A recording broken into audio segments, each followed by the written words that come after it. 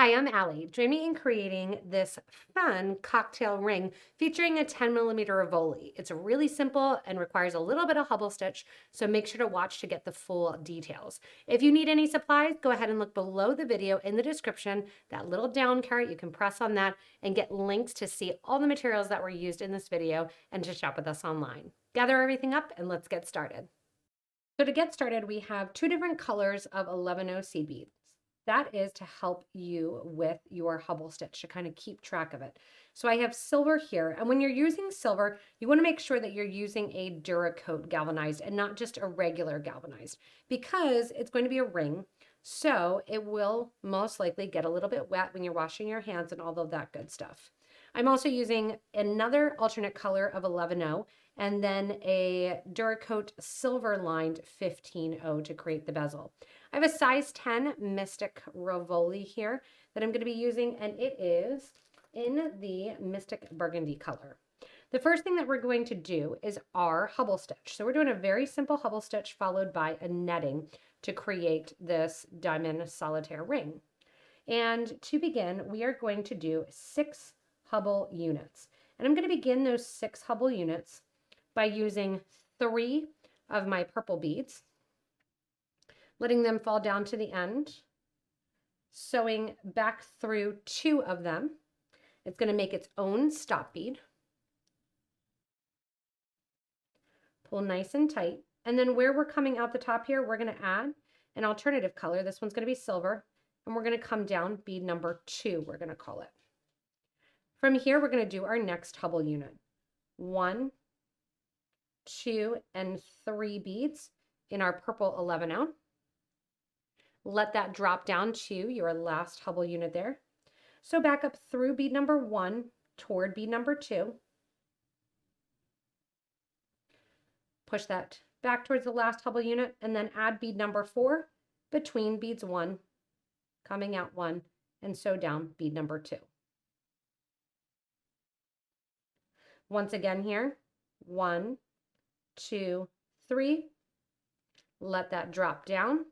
And the reason I'm using black thread also is because when you are wearing this as a ring and you see thread along the side of your ladder stitch band, it is nice to have it be a color and not white because it will get dirty. And here then I'm sewing up through bead number 1. So you put your 3 beads on. So up through bead number 1. Once you're through bead number 1 there, add bead number 4 and sew down through bead number 2. That is how you do the hubble. If you need any help with that simple hubble stitch, see how they look like little foosball players there? You can watch the additional videos that are linked to in the description for the hubble stitch. I have 3 units right here and I need to make 3 more. When you've completed the 6 rows here of your hubble stitch, you'll notice that they kind of turn backwards and forward and that the silver aren't necessarily all at the top. That's why I call them the foosball players, that they kind of spin back and forth. We're going to connect unit number 6 to unit number 1, and then we're going to connect all of the bottom purple beads together and sew through, closing up those hubble units to create a nice bezel in the back so that your crystal doesn't have anywhere to rub against your skin. So to do so, you're coming out of bead number 2 from unit 6. You're going to go back to the beginning here to unit number 1. Turn it so the silver's at the top. Go through bead number 1, which is going to be that purple on the side right there.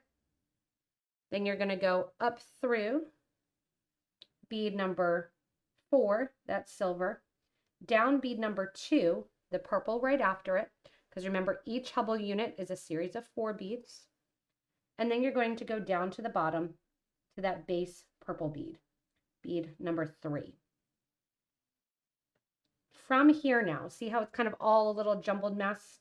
I'm going to catch on to the bottom of all of those hubble units, making sure to turn the silvers out almost in a star shape. See how I'm sewing with my needle just through that bottom bead, or that bottom purple one that sits directly below the silver.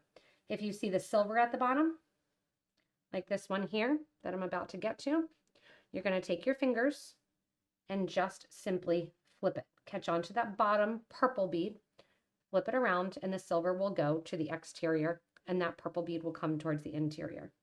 Notice how I'm connecting all of these beads here. And once you connect all of them, you want to make sure to sew back past through the first one that you connected. Pull nice and tight. And again, the purpose of this is to close in that entirety of the back, so that way when our mystic bead sits in, you don't run the risk of that back of the Rivoli rubbing at all. From here, we're going to get to the exterior of the design. To get to the exterior of design, see which hubble unit your thread is currently coming out of. From there, sew up through bead number 1 of that hubble unit. And then you're going to want to exit through bead number 4, which is going to be that silver bead. And here we have that whole center base. You should have 6 points that are sitting. And now we're going to go in and we're going to do some netting to connect to them. To do so, we're coming out of the silver, and I want you to pick up 1, 2, 3 of your 15-0 seed beads and then sew into the next silver. You're going to repeat this 6 times to catch on to those 6 silvers, just adding 3 15s and then sewing through the next silver in line. Going through. And what this is doing is going to create almost a little cupping effect, and you're creating a little bowl for your Rivoli to sit inside of. So you should start to notice a little bit of that shape starting to happen. Once you add your last 3 beads, we're going to go back around the circle that we just did and reinforce. In addition to that, we're going to ladder stitch on another bead. So we're going to go back through those first 3 15s, come out through our 11-0 in our silver, grab another silver bead, sew back through that same 11-0,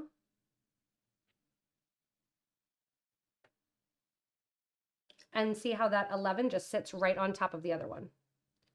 Go back through again then and go through the next 3 15s over to the next 11. And you might say, you could do this in one step. You definitely could, but you get it tighter when you go back around and add like so. So go in here, you're adding that ladder stitch on, and then sewing through the next 3 beads in line of those 15s and exiting along the silver. So I have 2 done, and I have 4 more to add on. Once you're done adding on your last 11, your thread is going to be coming out from that bottom row that you have as you were ladder stitching on. What you're going to do is step up so that our thread is coming out of the 11-0 that we just added. So you're going back through that same 11-0. We're going to do the same exact steps now, except we are going to add 4 seed beads. So I'm going to take 1, 2, 3, and 4 15s. We're going to sew into that next 11 that we just added in on that second step. And then just like we did prior to this, we're going to go back around and add 1 more 11-0 ladder stitched on. So again, 4 seed beads into the next silver. Once you're done this, we're going to have 4 seed beads linking all of those 11-0s. Go back around, add 1 more 11 that's sitting on the top. After you finish adding in the 4 seed beads between each one of your 11-0s, you're going to go through then, add another 11-0, ladder stitching it on so that it sits on the top almost in like a basket weave style. Go through the 4 seed beads that you just added, come out the 11-0, add another one, and proceed to the next unit. So this again is getting 1 more row. I'm going the whole way around, adding this on. And then as these become available to step up, we're going to do 1 more rotation, which is going to get our bezel set. As you're doing this, you can tell more and more how that basket is happening. And then we're going to go through and connect our seed beads between the 11-0s. As we do so, we will put our Rivoli in place. And remember, you can always comment that if you decide to do this with a larger bead, say you want a really big solitaire, we'll call you J-Lo, you can do more counts of the initial hubble stitch. So instead of 6, go ahead and try 8 and see if that works for you if you want a 12 millimeter or a 14 millimeter and so forth. From here, after I'm done adding, I'm going to step up into that 11-0. And now we're going to add 1, 2, 3 15s again, sew in to the next 11. As you do this, you're getting that bowl that you've created to start to close and go back closer in. So you're going to put your Rivoli in as you're going around and start to pull that nice and tight around the Rivoli. I'm going to continue adding 3 beads the whole way along and making it look like it's prong set. Once you have this solitaire ready to go and you've added all those beads in, what I want you to do is to take your thread and needle through that interior row one more time. As you do so, kind of pull the thread towards the interior, and what that's going to do is tighten this up. So just going the whole way through, tightening this up, and then we'll get ready to do our back. If you want to use this as a little post earring, you can simply add a post to the back. If you want to make it a little pendant or a little drop earring, you can add a wire guard right on top of one of these 11-0s and it'll hang really, really nicely.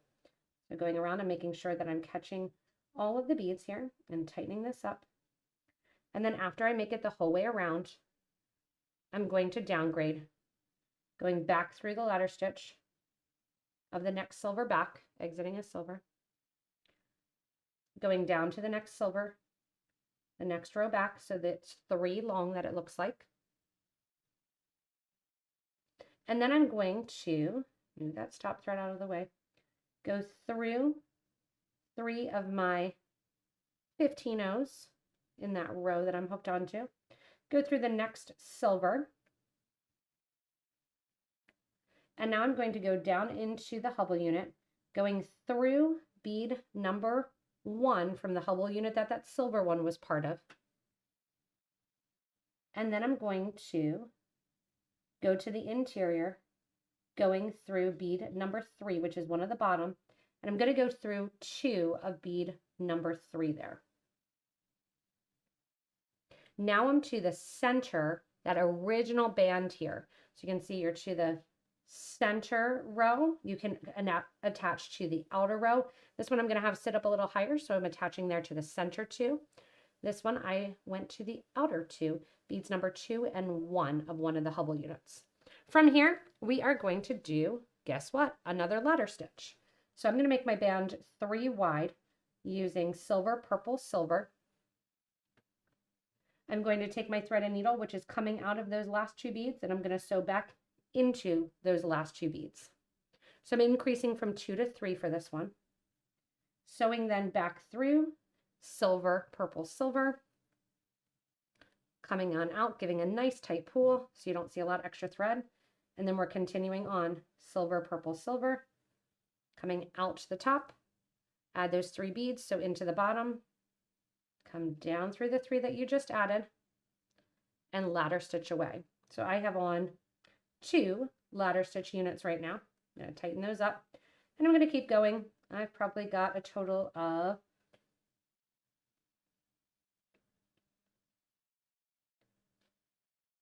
25 is going to get you about a size 7, 26, 25. And then if you want to go a little bigger, probably about 20 or 28 to 30 rows. Once you have the ladder stitch the appropriate length, and you can use a ring mandrel if you want to, or just kind of fold it over, do a quick stitch and see if you need it to be longer or shorter for your band. You're going to go into that original 6th row, or the outer one if you want it to sit a little bit further recessed. And I'm going right over to the opposite 2 11s. So I'm coming out of 2 here, I'm going into the 2 that sit opposite. So the band sits nice and in the middle. From here, I'm turning the band over itself, going into that last row and ladder stitching the 2 together. I'm going to do this again, going into that last 2 beads there, pulling them up, making sure to get that nice ladder stitch connection. And I'm going to go through and do it even one more time. And then I'm going to go back over to the other side, sewing through those initial 6 beads. So I'm sewing through the 1 bead that has nothing connected with it. And then I'm going to sew through, get that starter thread kind of out of the way here. I'm going to sew through the 2 beads that are connected to the ladder stitch at the start. I'm going to go through them and connect once again to the first row of ladder stitch that we did. Just tightening that up, getting that interior nice and tight, going back through and wiggling back through those 2 baseline beads from the original hubble stitch one more time, and see how that gets it nice and tightly connected. From here, I'm going to sew back through that initial first row until I get to the stop bead, or to the starter thread rather. And when I get back to the starter thread and they're right next to each other, I'm going to simply tie the 2 threads together. Right over left, left over right. It's going to be at the base of the design. You want to make sure that it's at the base of the design, but it's not at the interior of the band, because you don't want it rubbing on your fingers as you're wearing it. You burn down the extra thread and burn it flush toward the project. There you then have your solitaire ring completed. So you can see I made mine a little bit smaller. Sits up a little bit higher because of where I connected it, versus the one that I connected 1 row back on the hubble stitch, and it sits a little bit lower. So you get that nice diamond solitaire high, or it a little bit lower as you're looking at it and creating. You can do the band 2 wide, 3 wide, 4. It's up to you. Again, if you do want to make it that you want it to be an earring, go ahead and just put a wire guard right at the top here, and you can have fun making tons and tons of these super simple, they really don't take much time, solitaire rings. Thanks so much for joining me in creating these fun solitaire rings. You can do this with a bunch of different sizes. You just need to change up that initial hubble count. Again, if you do that, please comment below and help other community members that may be watching and wondering if they can make it with the Rivolis that they have on hand. If you do want to take a look at any of the Mystic Rivolis or even the Crystal AB ones, go ahead below the video to the description, and there'll be a link to our website that will give all the product details that we used in this video. As always, thank you so much for watching. Subscribe if you haven't yet, and then stay tuned for our next inspirational video.